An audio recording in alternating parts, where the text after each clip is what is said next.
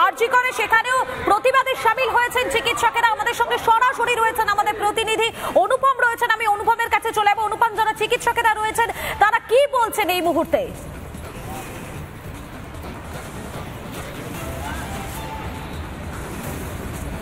দেখো, তোমাকে প্রথমে দুটো বিষয় জানিয়ে রাখবো। সেটা হচ্ছে স্বরাষ্ট্র মন্ত্রকের কাছে যে চিঠি গেছে সেই চিঠি রিপাবলিক বাংলার হাতে রয়েছে এবং সেখানে উল্লেখ করা হচ্ছে এই যে কেন্দ্রীয় বাহিনী ডিপ্লয়মেন্ট তুমি দেখছো আরজি কর মেডিকেল কলেজ হসপিটালে, এই কেন্দ্রীয় বাহিনীকে অসহযোগিতা করার একটা অভিযোগ উঠছে সরকারের বিরুদ্ধে। বিনীত গোয়েল কলকাতা পুলিশ কমিশনারের সঙ্গে 2 দফায় বৈঠক হয়েছে। কেন্দ্রীয় বাহিনীর মহিলা যারা অফিসাররা রয়েছেন তাদেরকে তারা এখানে রাতভর পাহারা দিচ্ছেন, সেখানে একটা অসহযোগিতার অভিযোগ তুলছে। কেন্দ্রীয় বাহিনীর যারা জওয়ানরা রয়েছে সেখানে একটা অসহযোগিতার অভিযোগ উঠছে। এই পার্টে যেমন কেন্দ্রীয় স্বরাষ্ট্র মন্ত্রকের তরফে যে চিঠি দেওয়া হয়েছে সেই চিঠি যেমন আমাদের হাতে রয়েছে, অন্য দিকটা তোমায় জানিয়ে রাখি যে আজকে এখানে আন্দোলন তীব্র থেকে তীব্রতর হবে। তারা বিবি গাঙ্গুলি স্ট্রিট থেকে আন্দোলন তুলে নিলেও এই আরজি করে আন্দোলন তারা চালিয়ে যাবেন। আজকে এখানে নির্যাতিতার পরিবারের সদস্যদের আসার কথা রয়েছে। এখনো পর্যন্ত আন্দোলন মঞ্চে সমানভাবে চিকিৎসকদের দেখা নেই, যেহেতু 2-1 এখানে ছিলেন, উপস্থিত ছিলেন, তারা এই মুহূর্তে নেই। তাদের সাথেও আমরা কথা বলবো। কিন্তু তোমায় যেটা জানাবো সেটা হচ্ছে যে আন্দোলনকারীরা আজকে দিনভর এখানে আন্দোলন করবে এবং অবিচারের আজকে তুমি দেখতে পাচ্ছ 25 দিন। দীপঙ্করকে বলবে এই ছবিটা একটু দেখানোর জন্য যে 25 দিনে পড়লো তাদের এই আন্দোলন। এবং তোমায় জানিয়ে রাখি যে আজকেই এখানে আর কিছুক্ষণের মধ্যে চিকিৎসকদের একটা বড় টিম যারা এই আন্দোলন করছিলেন তারা এখানে কেন্দ্রীয় বাহিনীর যারা জওয়ানরা রয়েছেন তারা এই আরজি করে হাসপাতালের যে নিরাপত্তা ব্যবস্থা সেই নিরাপত্তা ব্যবস্থা নিয়ে তারা প্রশ্ন তুলেছিলেন। এমনকি এই আরজি করে হাসপাতালে আলোর অভাব রয়েছে, এর পাশাপাশি সিসিটিভি যে রয়েছে সেই সিসিটিভি নিয়েও একাধিক প্রশ্ন উঠে গিয়েছিল। আর এবারে যেমনটা দেখা যাচ্ছে যে কেন্দ্রীয় বাহিনীর যারা মহিলা জওয়ানরা রয়েছেন তারা নিরাপত্তাহীনতায় ভুগছেন, তাদের নিরাপত্তার একটা অভাব আরজি করে হাসপাতালে। আরজি করে নিয়ে তো ভুরি ভুরি অভিযোগ উঠে আসছে।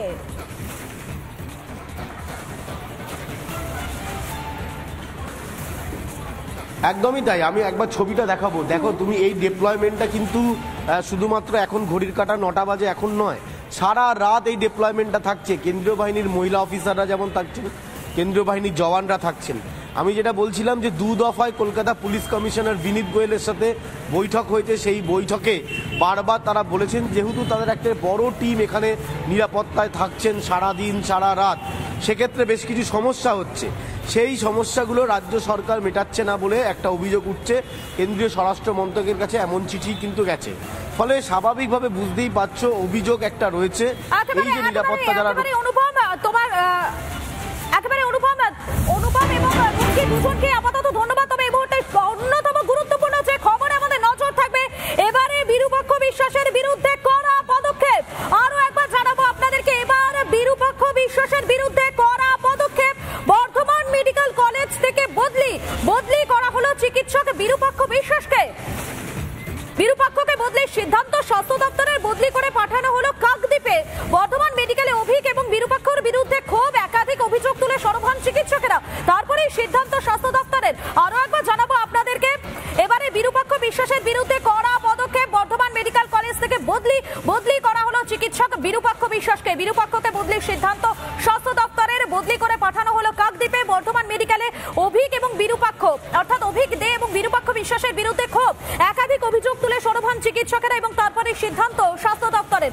আরো একবার জানাবো আপনাদেরকে, বর্ধমান মেডিকেল কলেজ থেকে বিরূপাক্ষ বিশ্বাস তাকে বদলি করা হলো, এবারে তাকে বদলি করা হলো কাকদ্বীপে, তাকে পাঠানোর সিদ্ধান্ত নেওয়া হয়েছে স্বাস্থ্য দপ্তরের পক্ষ থেকে। বর্ধমান মেডিকেলে সেখানে অভিক দে এবং বিরূপাক্ষ বিশ্বাসের বিরুদ্ধে ক্ষোভ, একাধিক অভিযোগ তুলে সরব হন চিকিৎসকেরা, তারপরে সিদ্ধান্ত স্বাস্থ্য দপ্তরের। আরো একবার জানাবো আপনাদেরকে, এবারে বিরূপাক্ষ বিশ্বাসের বিরুদ্ধে কড়া পদক্ষেপ। বর্ধমান মেডিকেল কলেজ থেকে বদলি করা হলো চিকিৎসক বিরূপাক্ষ বিশ্বাসকে। বিরূপাক্ষকে বদলির সিদ্ধান্ত স্বাস্থ্য দপ্তরে। বর্ধমান মেডিকেল কলেজ থেকে তাকে বদলি করে পাঠানো হলো কাকদ্বীপে। বর্ধমান মেডিকেলে অভিক এবং বিরূপাক্ষর বিরুদ্ধে ক্ষোভ, একাধিক অভিযোগ তুলে সরব হন চিকিৎসকেরা, তারপরে সিদ্ধান্ত স্বাস্থ্য দপ্তরের। এই মুহূর্তে অন্যতম গুরুত্বপূর্ণ যে খবর আপনাদেরকে জানাচ্ছি, এবার বিরূপাক্ষ বিশ্বাসের বিরুদ্ধে কড়া পদক্ষেপ। বর্ধমান মেডিকেল কলেজ থেকে বদলি করা হলো চিকিৎসক বিরূপাক্ষ বিশ্বাসকে। বিরূপাক্ষকে বদলির সিদ্ধান্ত স্বাস্থ্য দপ্তরে, বদলি করে পাঠানো হলো কাকদ্বীপে। বর্ধমান মেডিকেলে সেখানে অভিক দে এবং বিরূপাক্ষ বিশ্বাসের বিরুদ্ধে ক্ষোভ উগড়ে দেন চিকিৎসকেরা, একাধিক অভিযোগ তুলে তারা সরব হন, তারপরে সিদ্ধান্ত স্বাস্থ্য দপ্তরের। বর্ধমান মেডিকেল কলেজ থেকে বিরূপাক্ষ বিশ্বাস তাকে বদলি করা হলো চিকিৎসক বিরূপাক্ষ বিশ্বাসকে বর্ধমান মেডিকেল থেকে তাকে বদলি করে পাঠানো হলো কাকদ্বীপে। বর্ধমান মেডিকেল কলেজে সেখানে অভিক দে এবং বিরূপাক্ষ বিশ্বাসের বিরুদ্ধে ক্ষোভ উগড়ে দেন চিকিৎসকেরা, তারপরেই সিদ্ধান্ত স্বাস্থ্য দপ্তরে।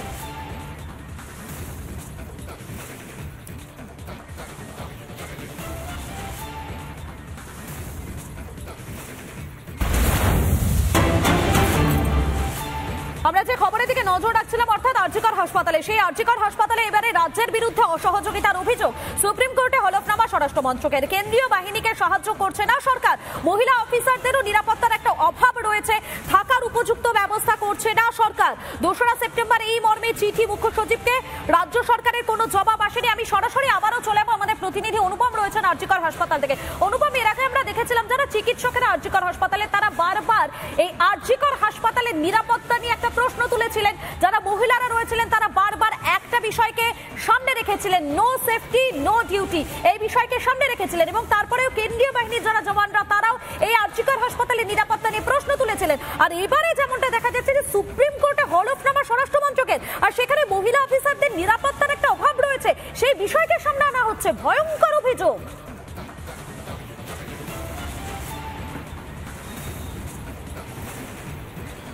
দেখো, শুধু অভিযোগ নয় যে রাজ্য সরকার যে সহযোগিতা করছে না, সেই হলফনামায় উল্লেখ করে সুপ্রিম কোর্টে স্বরাষ্ট্র মন্ত্রক জানাচ্ছে। এবং তোমায় জানিয়ে রাখি, এই যে মহিলা অফিসাররা যারা ডিউটি করছেন এই আরজিকর হসপিটালে দীর্ঘদিন ধরে, তাদের বিভিন্ন সুযোগ সুবিধা, তারা যে সমস্ত প্রাইমারি অ্যাকোমোডেশনটার প্রয়োজন সেইটা পর্যন্ত রাজ্য সরকারের তরফে দেওয়া হচ্ছে না। এই রকম সুপ্রিম কোর্টে হলফনামায় একটা জমা পড়েছে স্বরাষ্ট্র মন্ত্রকের তরফে। কেন্দ্রীয় স্বরাষ্ট্র মন্ত্রক বলছে যে কেন্দ্রীয় বাহিনী এখানে তারা ডিপ্লয়মেন্ট করেছেন, কারণ এই আরজিকর হসপিটালে একজন কর্তব্যরত চিকিৎসককে ধর্ষণ করে খুন করা হয়েছে। এরপর রাজ্য সরকারের নিরাপত্তার ওপর ভরসা রাখছিল না চিকিৎসকরা, কেন্দ্রীয় বাহিনীর আবেদন করা হয়। কেন্দ্রীয় স্বরাষ্ট্রমন্ত্রক সেই আবেদনে সাড়া দিয়ে কেন্দ্রীয় বাহিনী ডিপ্লয়মেন্ট করেছে। এখন প্রশ্ন হচ্ছে, এই কেন্দ্রীয় বাহিনী জওয়ানরা যারা রয়েছেন তাদের প্রাইমারি অ্যাকোমোডেশন, প্রাইমারি যে সমস্ত জিনিসগুলো প্রয়োজন, সমস্যাগুলো রয়েছে, সেইটা রাজ্য সরকারকে বারবার জানানো হচ্ছে। কলকাতা পুলিশ কমিশনার বিনীত গোয়েলকে বারবার জানানো হয়েছে, একবার নয় 2 দফায় বৈঠক হয়েছে। সেই বৈঠকের পরেও কোনো উত্তর আসছে না। সুপ্রিম কোর্টে যেতে হচ্ছে কেন্দ্রীয় স্বরাষ্ট্র মন্ত্রককে, সেখানে সুপ্রিম কোর্টকে তাদের জানাতে হচ্ছে যে রাজ্য সরকার কিভাবে অসহযোগিতা করছে। কেন্দ্রীয় বাহিনীর ডিপ্লয়মেন্ট এতদিন ধরে রয়েছে, তাদের প্রাইমারি অ্যাকোমোডেশন থেকে শুরু করে যেগুলো প্রাইমারি জিনিসগুলো প্রয়োজন, সেখানে মহিলা অফিসাররা রয়েছেন, কেন্দ্রীয় বাহিনীর জওয়ানরা রয়েছেন, সিআইএসএফ রয়েছেন। এখন এইগুলো কেন পাওয়া যাচ্ছে না? রাজ্য সরকার, রাজ্যের পুলিশ কেন এগুলো দেখছে না?